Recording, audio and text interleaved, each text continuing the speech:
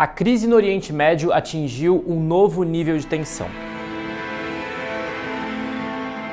Autoridades internacionais estão tentando evitar que os confrontos entre Israel e o Hezbollah evoluam para uma guerra total. Calma que eu já vou explicar o que é isso. Você deve ter visto que as agressões entre israelenses e o grupo libanês deram uma escalada depois das explosões de pagers e walkie-talkies de membros do grupo extremista no Líbano na última semana. Se você quiser voltar a uma casa e entender um pouco melhor esse cenário, a gente publicou um outro explica que eu vou deixar aqui na descrição desse vídeo. Mas vamos voltar para a guerra total. Esse termo se refere a uma guerra generalizada. É um conflito armado em que os dois adversários mobilizam todos os seus recursos militares e civis em prol de uma vitória completa sobre o outro, o que, é claro, pode afetar amplamente a sociedade e a economia das partes envolvidas. É uma guerra que envolve múltiplos fatores: forças terrestres, aéreas e navais, além de operações cibernéticas e de inteligência. Mas por que Israel está atacando o Hezbollah?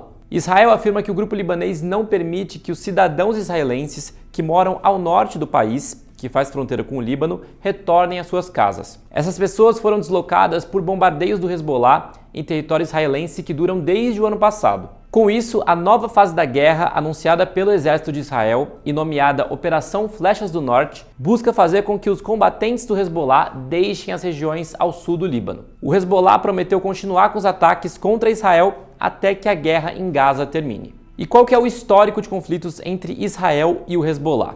O conflito mais notável entre eles aconteceu em 2006, num episódio conhecido como Guerra do Líbano. Essa guerra durou cerca de 5 semanas e resultou em perdas significativas humanas e materiais de ambos os lados. Foi um conflito desencadeado pelo sequestro de 2 soldados israelenses por membros do Hezbollah. Para Israel, o episódio foi uma gota d'água das tensões que se desenrolavam desde 2000. O país decidiu então lançar um ataque em território libanês, deixando quase 1.200 mortos, principalmente civis, e cerca de 1 milhão de deslocados dentro do país vizinho. O bombardeio israelense da última segunda, 23 de setembro, marcou o dia mais sangrento no Líbano desde a guerra de 2006. E qual poderia ser o impacto de uma nova guerra total? Muitos temem que uma guerra total entre Israel e o Hezbollah desestabilize ainda mais o Oriente Médio, que já está bem abalado por conta dos combates na faixa de Gaza. Um novo conflito teria o potencial de arrastar outros países na região e até potências mundiais, como os Estados Unidos, aliado de Israel, e o Irã, aliado do Hezbollah. Israel estima que o Hezbollah tenha nesse momento 150 mil foguetes e mísseis, alguns dos quais são guiados com precisão, colocando todo o país dentro de seu alcance.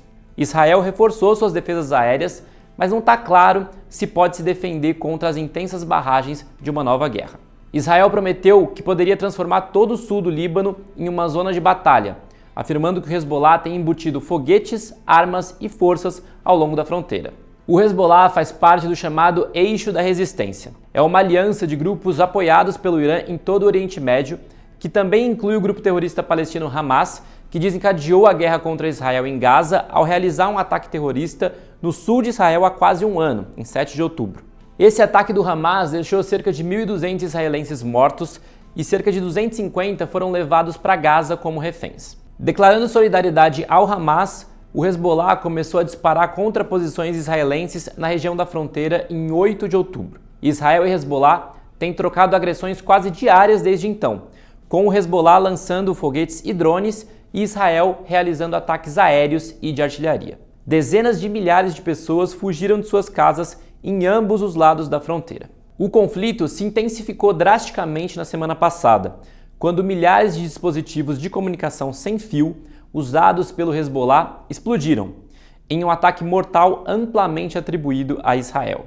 E um importante comandante do Hezbollah foi morto em um ataque aéreo israelense em Beirute. Nesse meio tempo, Israel também matou o chefe do Hezbollah, Fouad Shukri, em um bombardeio em Beirute, o que ajudou a elevar as tensões. Autoridades israelenses dizem que ainda não tomaram uma decisão oficial de expandir as operações militares contra o Hezbollah e não declararam publicamente quais poderiam ser essas operações. Mas, na semana passada, o chefe do Comando Norte de Israel foi citado na mídia local defendendo uma invasão terrestre do Líbano. Lá em 2006, uma trégua mediada pela ONU exigiu que o Hezbollah recuasse 29 quilômetros na fronteira, mas o grupo se recusou, acusando Israel de também não cumprir algumas disposições. Israel agora exige que o Hezbollah se retire de 8 a 10 quilômetros da fronteira, o que corresponde ao alcance dos mísseis guiados antitanque do Hezbollah. No entanto, Israel pode ter um objetivo mais ambicioso dessa vez, que é criar uma zona tampão no sul do Líbano para afastar os combatentes do Hezbollah. Uma luta para manter o território ameaça uma guerra ainda mais longa, destrutiva e desestabilizadora, que faz lembrar a ocupação de Israel no sul do Líbano de 1982 a 2000.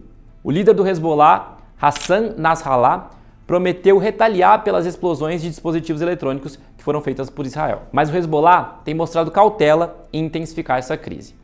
Na semana passada, Nasrallah disse que os bombardeios não vão cessar e que os israelenses não vão poder voltar para suas casas no norte até que a campanha de Israel na Palestina termine. Você pode seguir acompanhando a cobertura da tensão no Oriente Médio no site do Estadão. Se você curte conteúdos como esse, inscreva-se aqui no canal e assine o Estadão. Você garante um desconto especial acessando ofertas.estadão.com.br. Até a próxima!